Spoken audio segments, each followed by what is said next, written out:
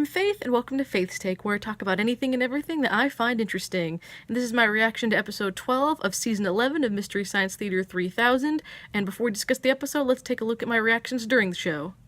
This is why everything you thought was true is, in fact, untrue. Giving a TED And Talk? everything you thought wasn't. Oh, hey, welcome to the Satellite Love. We're in the middle of Servo's Tom Talk. It's like TED Talk. Said a million fanfiction shippers typing.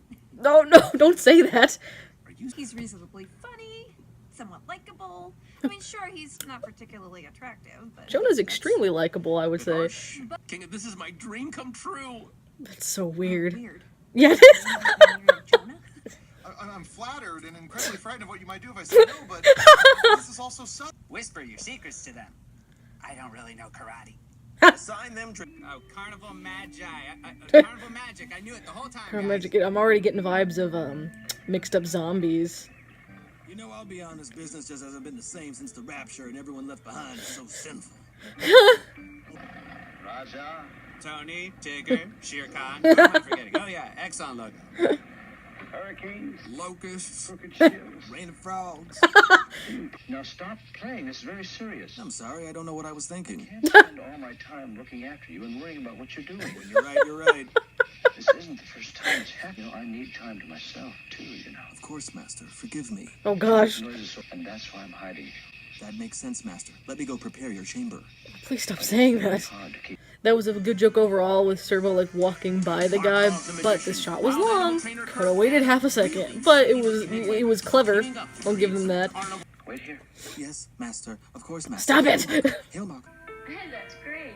What else does he do? Besides being a talking chimp. Yeah. Everything's teaching you is all I had. It got me through. What stage of grief is chimp play? Yeah. Ugh. Now get in there and become a man, Dad. Oh gosh, no. Ugh. Looks like we're big time again. Can't wait to blow it. Hey, this is our first official storyline in one episode, I believe, right? As long as they continue it, which I'm assuming, since they started the episode with it. Oh, or not. Hurry says also, Mock of the Magnificent. Please see it all for just $1. So they didn't continue the story already. Okay, is it gonna be, did they just not have enough to fill a whole episode? Or is it not gonna be resolved in this episode? Woman version of me. Yeah! Really fun seeing you meander all through the carnival, very neighborly. What does this have to do with anything? I know, even though So Jonah, he's endangered the lives of 2 people just now. Yeah. But it's an ape, so it's cute. Yeah! Oh man. Breaker, we got a Carnival Magic in progress. Carnival Magic, what's that? That's when a second-rate producer has access to a carnival, so he writes a script in 3 days and pays all his actors a beer and cheese sticks. Oh, right, and he pads out the movie with footage of sad children and a car chase that does nothing to further the plot, but makes the movie long enough so that way he can run it in theaters. And it gets buried in a vault for years until mad scientists make a TV show where they force poor jerks to watch it, thus giving it a second life its makers never truly intended. Yeah, exactly, Carnival Magic. Oh. So, that's the Carnival Magic routine. Y'all come back now, you hear? Oh, that was awesome. Car chase if it didn't Poor affect the jerks. life of a local A syrup-covered case of Rolling Rock. Let me think on that. Oh my gosh, you could really see the hand. Rolling Rock. What, pray tell, is a Like, syrup-covered case of how did they not cut that? Where I should work, what I should wear. You try to pick my wife for me. Well, that's Sharia law for you. No. You're Bud. And that's that. Markov said I was Gus. It's like, okay, if you don't want your daughter to wear something inappropriate, I guess that's one thing, but it's like, if you want your daughter to wear, like, decent clothes, that's fine, but to be like, you're gonna go by your nickname, like, that's a little intense. Ladies, gentlemen, robots of all Oh my gosh, I forgot he was in this! From Pete. But this isn't the last you've heard of P.T. Mindslap. Is he ever coming back? I wonder, probably not, but... Yeah, we're engaged. To be engaged. Guess what to say, like, you just start How talking. long was I asleep? Good night. Suddenly Seymour. Yes! Tell them it was Carney Justice. We're doing everything we can. Janice from the Muppets? Marty, we gotta go back in time and see the I gave him 1.2 21 amps of chip-sapping gigawatts. Sorry, heroes of the movie. What a day for a parade! We've seen so many troubling things today, Kinga. 3 people were killed filming that scene. Ugh, please ignore that since you didn't see anything because it doesn't exist. What the heck was that? And here, What in the heck? Who was that? What was that? That dude in the purple jumpsuit. What was that? Okay, we gotta talk about the riffs real quick because I want to get to the host segments because there were several interesting things where I was just like, what's happening? So let's get into the movie first. Hilarious. They did a great job. Another, like, guys, they have found their groove finally. It started with Hercules and it got better up until Wizards of the Lost Kingdom 2. And then Carnival Magic here was very, very good. Something about the Carnival movies, Mixed Up Zombies from season 8 also comes to mind. They just feel kind of icky. Like, they're just kind of weird and gross. But they made it really funny and much more lighthearted. And even Mixed Up Zombies, while it is funny, does have some moments where you're just like uncomfortable and it's weird. Granted, that is a weirder movie. But this one they did hilarious job. They had a lot to work with, thankfully, with this movie. The movie wasn't too gross or depressing or anything, that it was completely off-putting or anything. And then the riffs were really good, really fun. We need to talk about the host segments, though. Okay. I guess they are milking this wedding thing like a real TV show does, first of all, because we had one segment about it last time and only one segment about it this time in the beginning, which I think that's almost something they should have done at the end. Like, I know they had another sketch planned for the end, but because you'd think that at least once in the middle of the episode, Jonah would be like, wait, we need to talk about this, like, what's happening. So I'm just like, okay, so how long are you going to drag this out? The next one is the Christmas episode, and there's only one episode left, so is this even going to be resolved? If anything, it's going to develop Kinga's character a lot, which is good. Like, Jonah, I think, is a pretty well-developed character as is. I mean, if anything, this will help, which would be cool, but I think Kinga could get a lot from this, so I kind of want to see this story continue and develop and see what comes of it. Because I think something really good could come of it if they play their cards right, which so far they kind of seem to be. But I'm just like, do you not have enough material for a full episode? Or are you just purposefully, like, making us wait like most TV shows, mostly sitcoms would do? Okay, this one, I was gonna get to the cameo, but I need to talk about this first. The guy in the purple jumpsuit in that screen, she was like, don't look at that because it doesn't exist. What was that? Who is that person? Oh, guys, like, what does this mean? Because he had a Tom and Crow too. For half a second, I was like, is that just... As soon as it showed that, I was like, whoa, is that like an alternate dimension? Or like the fluid messed up so it's like not real? And then when she was like, don't look at that, it doesn't exist, I was like, oh my gosh, this is probably a real thing.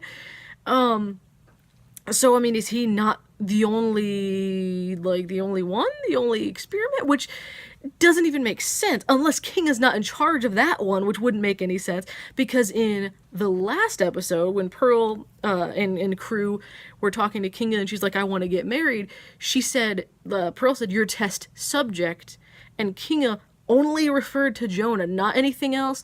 They referred to it as singular, and she only mentioned him, not even considering anything else. So I'm like, okay, is that real? Does that not exist? Is it just not real? I'm gonna be just like, about this until they might not. Waverly hasn't come back. There's the plot thread with Max, which hasn't come back at all. So this guy might never come back. It might have just been a weird thing to, like, I mean, we know there's alternate dimensions in the show because we saw that like a million times in season 8, so we know that happens, that it has happened. But my brain is just like, what is it? Who is that? That is what really got me. It's like, I was like, I already loved the riff of the episode, and I was like, oh yeah, and the host segments were alright. Again, they were just like, alright for the most part, or whatever, but this one I was just like, wait, we need to talk about this? What the crap is happening? I don't know who that dude is, I don't know why he's there, but I need to know now, because like I said, it implies that Jonah's the only test subject, so who would that be? Unless there are more Foresters we don't know about, who are doing this for whatever reason, whether it be television or pure evil or something else, unless there's other Foresters. I mean, it made no sense that Kinga exists as Pearl's granddaughter, like, that doesn't make any sense, but we're just like, well, okay, fine, we'll go with it, I guess. So are there more Foresters doing experiments? Because again, when it came to Kinga, it was like, Jonah's the only one, at least the only one considered when mentioned. So it's either Kinga has multiple subjects, or there are multiple foresters with their own subjects. And I just like, I want answers. I want them now, but we're probably never getting them. At least not for a long time. And then finally, the other host segment, Mark Hamill. I forgot that he was going to be in this. So when he showed up, I was like, oh, hey, you know. I think, I guess he played the Joker, so it makes sense that he would be like the Carney guy, I guess. Also, a thing I noticed, it's, first of all, it was just cool. I mean, he said, like, this isn't the last you've seen of me. Can we expect another Mark Hamill cameo? Maybe not even as the same character, but just like Mark Hamill coming back for something. That would be neat. Something I noticed was, for the first 8 episodes, we had one song, I think, unless I'm forgetting something. The only song I can remember is Every Country Has a Monster, still my fave, from the first episode, from Reptilicus. Then I don't remember there being any songs from episodes 2 through 8, not that I can think of. Then 9, 10, and now 12 have all had songs. Mark Hamill's cameo is probably my favorite so far. None of them have really stuck out as that great, to be honest. Mark Hamill always gets like so into his roles, so that was fun to see. Yeah, between all this, guys, I'm just like, I want this wedding thing to happen. And I would never say that with like any other show. I need to see more of Kinga. It's like finally getting a personality, finally doing something kind of weird and kind of different than just capturing Jonah and the bots. Oh, rating. I would probably give this one an A-. It's definitely high up there for me. It was very good. The riffing was very good and very consistent, which is what we're looking for. It's what we want. You know, we're going strong now, guys. We have 2 more. The Christmas one, I'm excited / nervous. I'm excited because I love Christmas, so I'm already like, yeah, I love the Christmas episodes. I love the Christmas riff tracks. Live shows are some of my favorite. So I'm like looking forward to this, but I had a couple people warn me. They're like, I found the movie so unpleasant that it was hard to watch, and then I had others saying that was like one of their favorite episodes of this season and they loved it. So, I mean, I'm going in, like, I'm going into every episode like this now, just as I've tried to the whole season, just a complete, I'm going in like I have the whole season, like as open-minded as possible.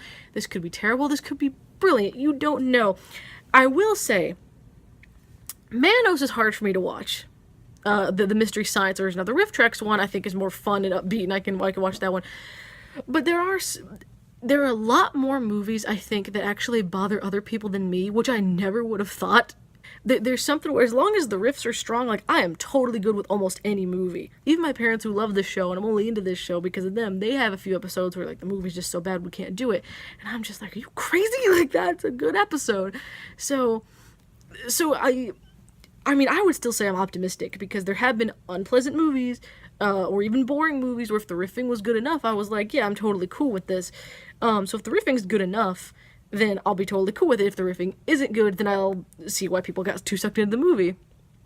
I mean, and for me, my mind, it's always been get just sucked into the movie enough to where the riffs all make sense and like you're following everything okay, but don't go in too deep, don't get too sucked in that you're just like, oh my soul. So, you know, just be careful out there. You guys will see tomorrow what my thoughts are on that Christmas episode, but I mean, we've been so good for several episodes now. It's like, keep on going, guys. You got this. You got it. You got it. You got it. Come on. You can do a great Christmas episode and a great whatever I don't remember the movie, the last episode of season 11 is. We got 2 left. You can do it. It's gonna be awesome. Please continue with that wedding stuff. Please tell me the purple jumpsuit guy is. Thank you. Thank you all for watching, and I'll see you in the next one.